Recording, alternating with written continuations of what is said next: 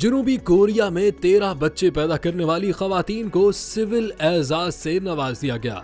शरह पैदाइश में तशवीशनाक हद तक कमी के शिकार मुल्क जनूबी कोरिया की हुकूमत ने 13 बच्चों को जन्म देने पर 2 खवातीन को सिविल एजाजात से नवाज दिया। 60 बरस की एयोमगे सिक नामी खातून को सेवेनगिनियो मेडल दिया गया, जो ऑर्डर ऑफ सिविल मेरिट का 5वां दर्जा है और उन अफराद को दिया जाता है जो सियासत, मईशत, समाजियात, तालीम या दरसो तदरीस में नुमाया कारनामे अंजाम देकर मुल्क की खिदमत करते हैं। इनके अलावा 59 साल ली योंग मी को सोल मेरिट मेडल दिया गया, जो उन अफराद को दिया जाता है जो कामयाबियां हासिल करने, एहतियात देने और दूसरों की जान बचाने के लिए खतरा मोल लेने समेत अपनी जिंदगियां अवामी खिदमात के लिए वक्फ करते हैं।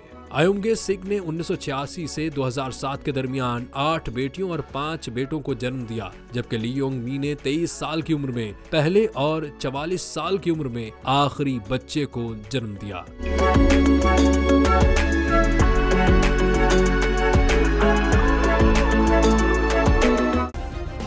सब्सक्राइब करें और बेल दबाएं ताकि कोई खबर रह न जाए।